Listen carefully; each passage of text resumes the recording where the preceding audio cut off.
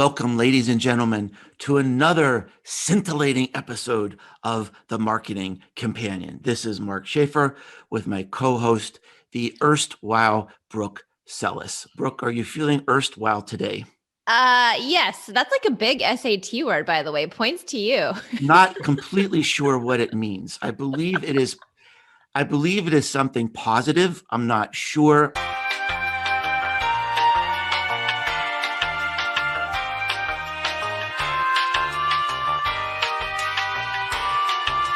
My intent is to say something positive about you today.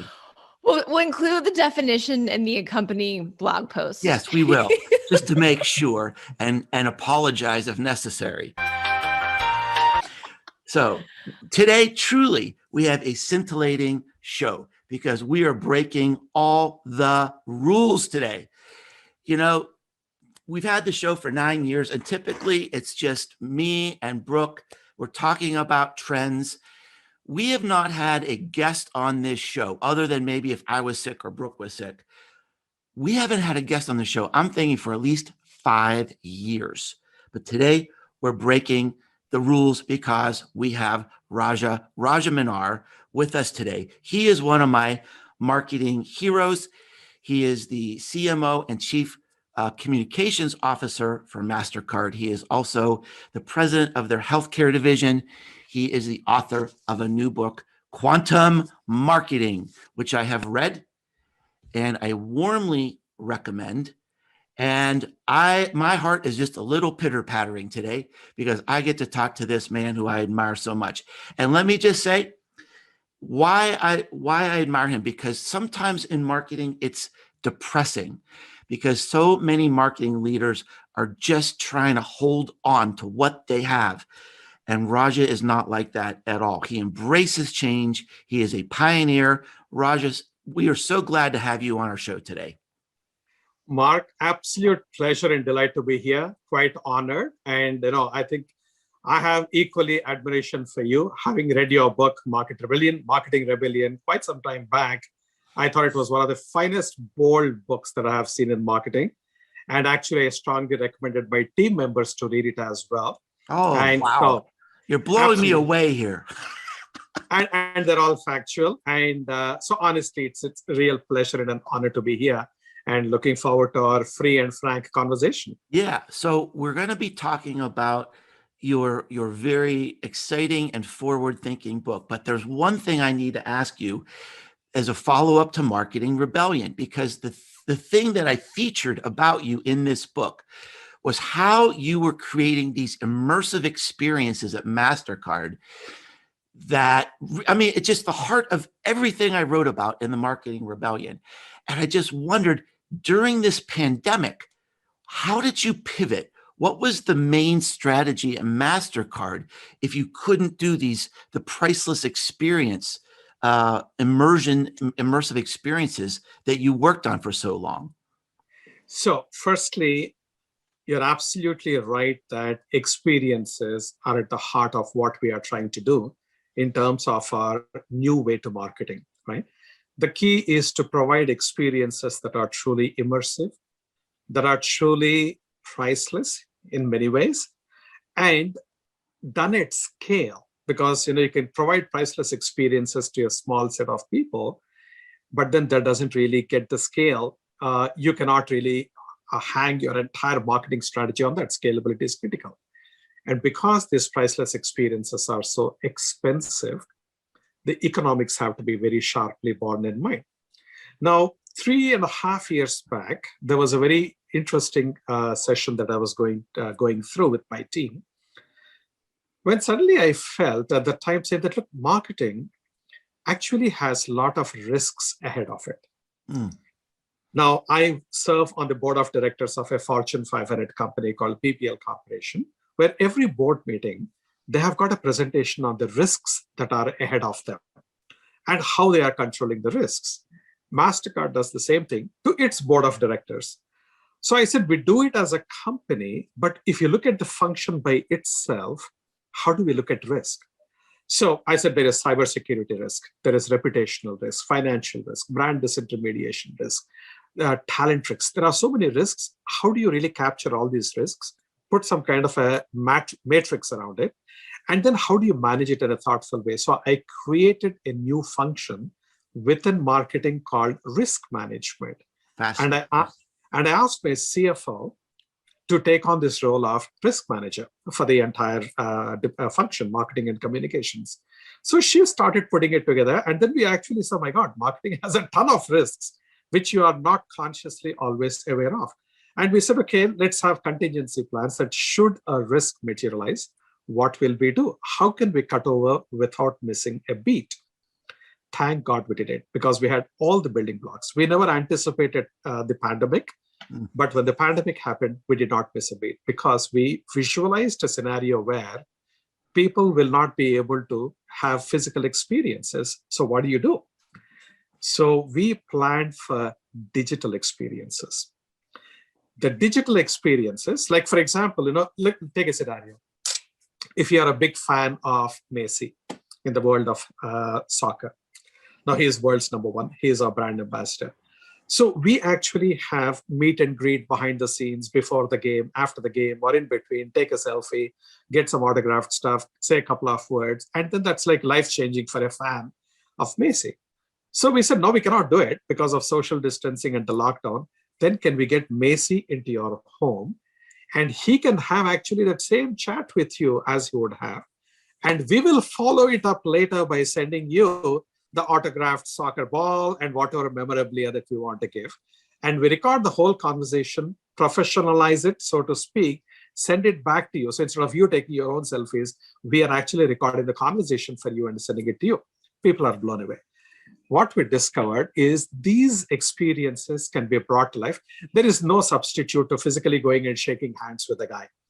But this is as best as it can get given the situation. But what we discovered is the economics are so much better. So in the past, if I could give X number of experiences, now I can give for the same money almost 18X experiences. Wow. 18. Correct. Because the price is so dramatically reduced thanks to the digital technologies. The other interesting thing is, from a consumer point of view, the affordability shoots up. So for example, I'm a fan of, again, I'm giving the example of Messi to just continue. So I'm a fan of Messi, and I'm located in India. Now, if MasterCard provides that experience, I would love to do it. But how do I travel to Argentina or wherever the UEFA Champions League match is happening? So now I'm very enthusiastic in India that Messi will come into my home. I'll have my whole family members, my friends, everyone sitting with me in the drawing room to witness the event. And then Messi comes on the screen and then interacts with me. That is mind-blowing for them. So we started reimagining how these experiences have to be in a digital medium. And as I said, it is definitely a notch below physical experience, but still, this is the best that we could do. And it's really giving us a terrific momentum. Thank God. That's wonderful. Well, so I have a question. You talk about all of the risks in marketing, which I don't disagree, but it kind of ties into a follow-up from Mark's question. Was, you talk about this in your book too, that marketing is lost. So if with all of these risks, with marketing being lost, with having a similar theme in Marketing Rebellion about the sluggishness to adopt tech, the inability for marketers to connect to outcomes, the very narrow view that some people have of marketing, it's kind of no wonder that CEOs have lost faith in marketing. We have access to all of this information and more insight than ever, but we're not completing the path, right? So what would you say is keeping the status quo intact right now? Actually, the status quo is not being kept intact. Marketing is eroding continuously. Oh my. The credibility and gravitas of marketing is going down. There is no question about it, right? Anyone can throw any stones at me on this, but I stand by what it is. I'll give you why specifically I say so. On the one hand, I interact with a number of my CMO peers, and we share amongst ourselves the miseries that marketing as a craft is going through and why. Number two, most importantly, there are a lot of surveys which were done amongst CEOs. More than 70% of the CEOs have said they have little or no faith in their marketing teams and in their CMOs to be able to drive the company's growth, which is the number one priority for the CEO. Now, if marketing is not driving growth, who are they supposed to turn to? So they're bringing a new breed of growth drivers. They call them chief growth officer, chief revenue officer, chief customer officer. Now, if you take revenue growth and the customers from marketing, what is left behind in marketing? Some fluffy, creative stuff that you're doing on the side? That's a disaster, right? So marketing is in an existential crisis. I'm not trying to be sensationalist. I'm being absolutely matter of fact, and I'm distressed about it because that's not what marketing is meant to be. And the third thing I would say is marketing. In the old days, since Philip Kotler has talked about the 4 Ps of marketing, most of the marketers today don't handle product. There is a chief product officer. Most of the marketers don't handle pricing. It's done by the finance or sales or product. They don't handle place, which is distribution. That's done by a different department. So marketing is barely hanging on to one of the 4 pillars. And many CMO roles are getting eliminated. And these are not some obscure industrial companies which barely practice what you might call classical marketing. These are companies like Johnson & Johnson. So when jobs are going off all over the place, when the CEOs are not expecting, they're expressing their lack of confidence. And when the CMO roles are being supplanted by the other roles that are coming, marketing is being fragmented. I know, what else do you need as proof to say that there is no status quo? It's actually on a declining path. That's number one. If I can just take a minute, if you think why we are in that state, when I look at marketing as how it has evolved, mid-1990s onwards is where marketing started losing its ground. That's because marketing, that was a pivotal moment with the launch of internet and with the launch of, or with the discovery of data analytics being imported into marketing. The classical marketers who are right brain thinking, who are qualitative, intuitive, they had fine judgment, they know psychology and all that, suddenly they have to deal from the left side of their brain, which is data, technology, analytics, which they were not comfortable with. Until late, many have not gone to that stage of comfort. Now, the other thing what happens is when technology and data are taking root, it democratizes the field. And particularly with the advent of social media, even tiny companies can effectively compete against large companies and give them a tough competition. So large companies particularly are under tremendous pressure. Either they're going and buying up their small companies, or they have to have strategies to fight against them. And small companies, because that's all that they do, they are very nimble, they're very agile. Whereas large companies have got a lot of legacy systems, which are not really cutting edge. They got a lot of baggage, they got bureaucracy. All these good things are there, unfortunately. Because of that, the company's growth is always under pressure. So when the CEO looks at his or her P&L, one of the biggest line items or expense items is A&M, advertising and marketing dollars. So they say, hey, I'm spending tens or hundreds of millions of dollars here. What am I getting in return for that? And why am I not getting growth? So what do? You call the CMO. And you talk to the CMO and say, okay, what am I getting? And if the CMO looks like a deer caught in headlights, they're done for. Because the CMO then says, so actually my brand awareness is going up, my predisposition has gone up, and my funnels flow-throughs have improved, net promoter score has increased. You have already lost the CEO or the CFO for that matter. Never answer a business question with a marketing answer. It looks like a fluffy, escapist kind of an answer. And when CEOs are increasingly seeing this, because marketers are not able to connect the dots between their marketing actions and the business outcomes, they're getting lost. And that's the crisis that we're in the midst of. Yeah, wow, that really just hits home to me. So thank you for that amazing answer.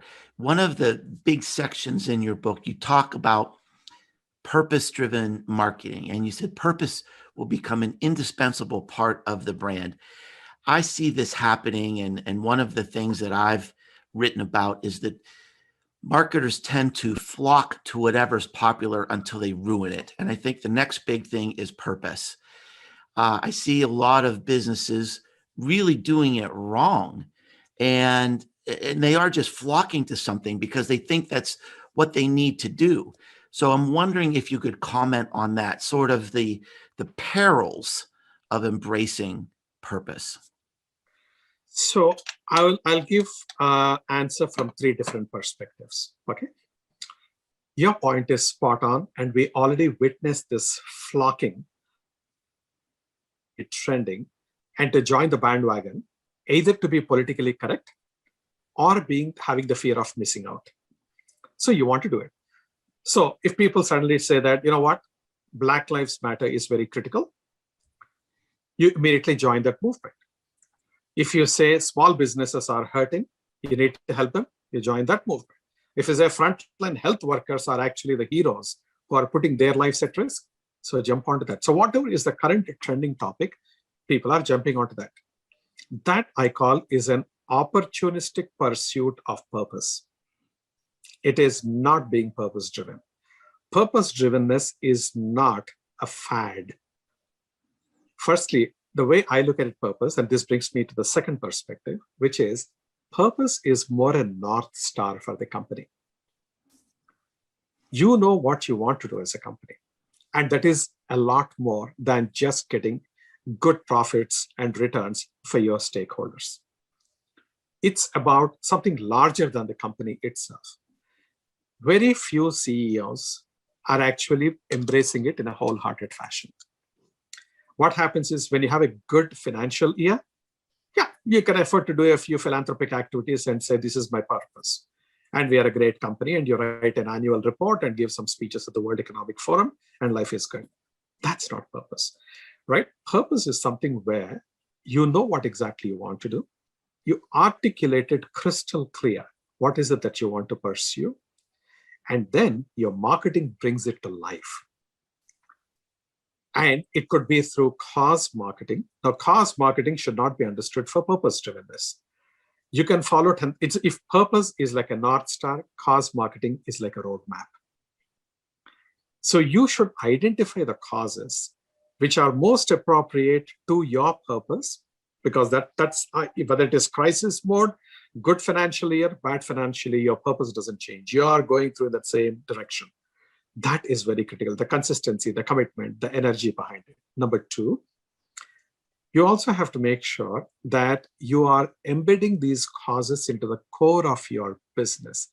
It is not an adjunct activity that is, like a CSR, right? I'm not saying anything negative about CSR, but what I'm saying is you need to embrace this cause into the core of your business, which means, for example, when you're running marketing promotions, put your cause in it. So it's a cause marketing initiative that actually gives the benefit in terms of growth to you and a contribution to that particular cause. So this is the second perspective. The last perspective I would say is there is an increasing level of distrust. Trust deficit is huge all over. The entities or the brands which are being trusted are the ones which are looking beyond their own well-being. Trust is going to be a humongous differentiator for brands in the future. And one of the finest ways of getting that trust, earning that trust, is by doing something good, by pursuing a purpose that is larger than the company's self-interest. When you do that, you're having some of the best talent would want to come and work for you, even if you are paying lesser than the others. And surveys have shown, particularly amongst the millennials and the Gen Zs, they say, I need to work for a purposeful company, purpose-driven company. Second, your consumer base will be more loyal to you. They will actually shift their preference towards your brand, everything else being equal, right? So that's number two. Number three, put yourself this way. Before you are a marketer, you are a human being. Now I'm sitting at my table, about to have my lunch, for example, and I got a feast that is laid out on my table. And right in front of me in the same room, one hungry, lanky, starved kid is standing there. Would I say that's not my problem and I start gorging my food and enjoying my feast? Or would I really try to give a little bit at least to that guy, little poor guy, he's starving, he's hungry, right in front of me? Now, that is the mindset that marketers have to adopt. They are blessed with resources. They are blessed with the science and art of shaping cultures. They have got network. They have got storytelling capability. How can they bring that prowess to really help society? Because you help because you can.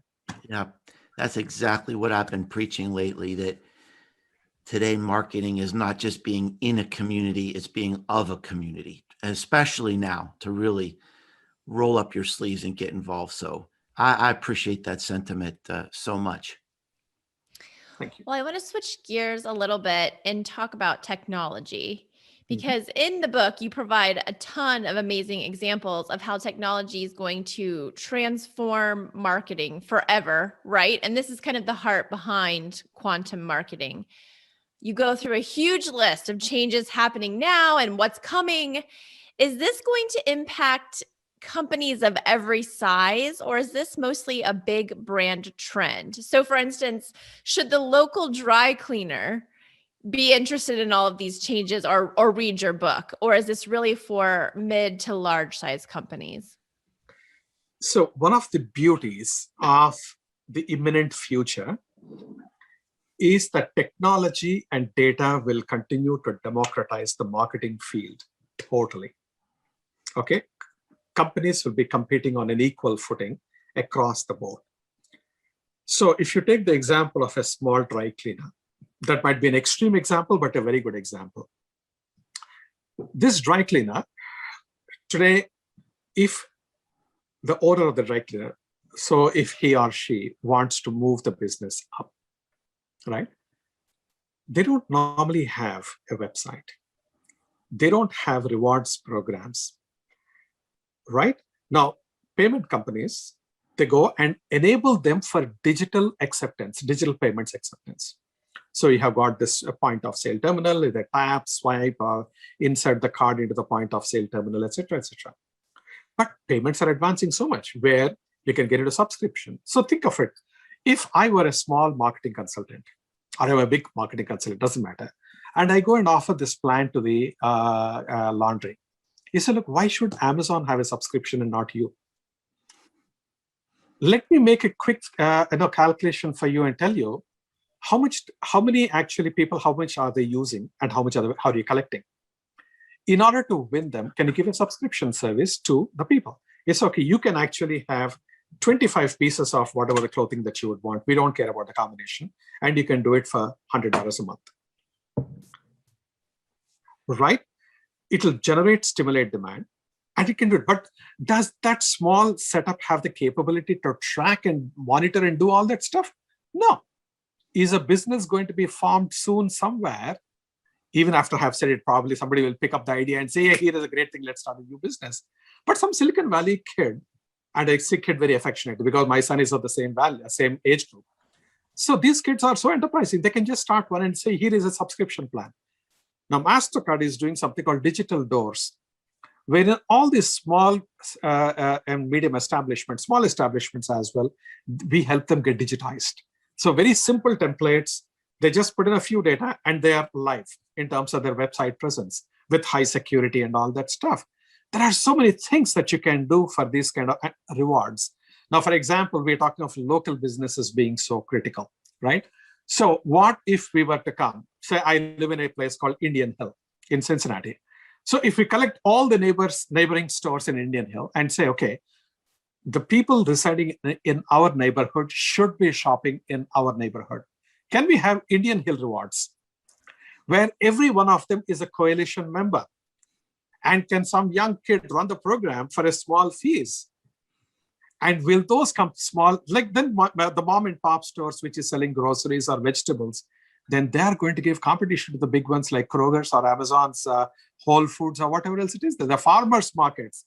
How do you digitize farmers markets? How do you make sure that there is home delivery available for them? Now, in the past, a large company can have its own home delivery mechanism. But thanks to companies like Instacart, it doesn't matter, right? So there are so many things that a small, what you call laundry or a dry cleaner can do. It is very exciting. I tell you, this is going to be, I keep telling my team, it's like being Alice in Wonderland. There is no better time to be in marketing than today. It's very inspiring, very exciting, full of possibilities, largely driven by technology, but you need creativity and innovation to connect the dots and make some magic out of it. I couldn't agree more. I often tell people, especially even during the pandemic, that it's a sad time. It's a horrific time for so many people. But from an academic standpoint, what a fascinating time to be alive as a marketer. One of the commentaries you had in the book that hit very close to home for me was some of your comments about marketing education and the crisis in marketing education. I can confirm this firsthand. My books are used at about 50 different universities. And so I do a lot of guest lectures and I get to know the teachers. And I used to even do some live lectures. I'm very fortunate. I teach at Rutgers, and we have a truly innovative program there where we bring in instructors, adjunct professors who are actually doing this stuff. But marketing education at the university level, I think, is pathetic. So what's the answer? This is the thing I've been sort of struggling with. Do you have any ideas on how we get through this? Yeah, in fact, I gave this a lot of thinking, and I had major discussions with many professors at different colleges, including my own alma mater, which is Indian Institute of Management in Bangalore in India. The problem, if you will see, there are two things which are happening. Number one, we are still teaching people about the 4 Ps of marketing. We are teaching about IDA's model for the purchase funnel and things like that. It's all like almost 30, 40, 50 years old concepts we are teaching today. Like I've written in the book, most of these concepts are not even working today. So we need to rewrite the book, even to teach people. Now, many of the professors have served in the industry before, but since the time they moved into the academia, the world has moved quite a lot. So my first thing would be to say that marketers have to collaborate closely with the professors. Now, I invited professors to come and shadow me for a couple of weeks. In every meeting, they just sit and they're observing and they're watching, because they need to know what a CMO's life is like today than at the time when they were in the industry. So get a complete understanding of what it is today, and ask me any questions, and I'll say why I have said this, what I have done, why am I even dealing with this issue, etc. So they can get that. Number two, we have to give the latest content, the case studies, to the professors, right? Which will give them enough ammunition to bring the concepts to life in a beautiful way in today's environment. And that's, I think, going to be very, very important. Like, for example, in the old world, probably people would have been horrified to share something which is current, which is as of today, to be made available to the universities, because you said this is a competitive threat. So you want to give information only 4, 5, 10 years back, because when you give that data, nothing can hurt you, kind of a feeling. But we went and we actually gave most contemporary sets of data to Harvard Business School, who made one case study, Yale Business School of Management, another case study, and there is a third one which is being written by a school in France, INSEAD. So we're doing a whole bunch of these case studies, and they have got the most current data that's there and most current strategic insight into the company's way of thinking and marketing specifically. So this is number two. Number three, unfortunately, marketing is not being perceived as a good profession to follow or to pursue by many students in colleges. ANA has done this survey among students, and marketing was rated below accounting and nursing. I don't have anything against accounting and nursing, but I was absolutely shocked when I saw that, because during the days when I passed out of my college, 36 years back, marketing was at the top. So if you're a valedictorian kind of a student, if you're a topper, as we used to call it, you gravitate to marketing, because that's where all the excitement is. It's fun, it's glamour, it's substance, it's creativity, it's analysis, and it's about people, it's about traveling. All good things were there. In spite of it, nothing of that has changed. Then why is it that it has lost its position and gone below accounting, which I think is as dreary and as dull as you can imagine? Okay, and then why would it be so? And one of the key things is, I think, because marketers are not interacting with students. In my days, and I love what you said, that you have people coming from the industry and giving lectures, adjunct professors, etc. that inspires people, because the kids, because it gives them a sense of practicality and tangibility as opposed to some theoretical frameworks which are sitting out there in the ether. I think that interaction between students and the marketing professionals is extremely critical. The last thing is, apparently there is a consortium of about 225 colleges around the world, MBA programs around the world, which are right now going through a process of looking at their syllabus specifically for marketing. And that's something, in fact, I'm just about to get involved in to give my thoughts in, and then see where it goes. But, I think there is a need, and I think professors are recognizing it clearly, that it's time to update and reboot.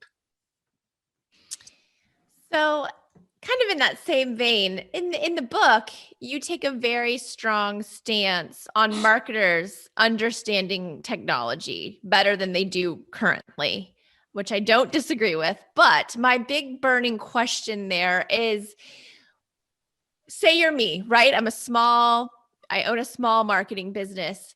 Do I hire a technologist, somebody who's already immersed in technology, and teach them the marketing skills that they need? Or do I keep hiring marketing talents and let them pick up the technical skills that they need to succeed? Which is it? So it's neither. Oh, okay. Tell me more. Yes. See, I don't know if you have already come across this concept of a part-time employee who works for 4 or 5 or 10 different companies in one particular area. So if there is somebody who is an AI, specialist or expert, there are enough number of AI experts who are out there who will come and actually work with you every single week. This is like the fractional ownership of holiday resorts in the past. This is the fractional ownership of talent, because not a single company can afford, particularly when they are small, to have these kind of people. Okay, you get somebody who's in AI, then what about AR? What about VR? What about something else that you're thinking of, holographic projections? You cannot, as a small company, keep going and hiring each one of these people. If you are like Leonardo da Vinci and are blessed with that high IQ and that versatility and aptitude, yes, I would say that you have to go and learn. If you're not blessed as much of IQ as Leonardo da Vinci, I would still say that you have to put every effort to learn at least enough to be able to ask the right questions. And when the questions are given to you, to make out whether it is substance or fluff, because there is a lot of spin in our field. Every person who comes out from the woodworks says, this is powered by AI. Now, I took a course on Coursera on AI. So therefore, I take pleasure. I say, okay, let's actually understand and unpeel this. So when you peel the thing at 2 layers, there is nothing below. It is just a sales spiel. So you need to know, otherwise you can get taken for a massive ride. So you need to know at least to that extent. And there are simplified courses. There is a lot of free courses, actually. There are beautiful programs on YouTube I have seen, which actually teach in a series, as to what AI is, if you tap into the right one, right? So you as an individual business owner or of a marketing company, but you are in the small business category, you cannot afford to hire everyone, but you can afford to educate yourself, which you should. And number 2, look at fractional talent hiring. That's going to be the big trend. Wow. That is going to be a huge trend. I love that. I'm on board with that. Yes. Well, thank you so much. Just to respect your time, we'll need to wind it down. I feel like we're just getting going, but I wanted to end our time together with a quote from the book that meant a lot to me. You wrote, "The concept of loyalty will be completely transformed. New concepts that accept the indisputable truth about how consumers really see their relationships will come to the fore." And thank you for leading the marketing rebellion, because that is what that is all about. Raja, thank you so much for your wonderful book, Quantum Marketing. And thank you so much for being with us here today.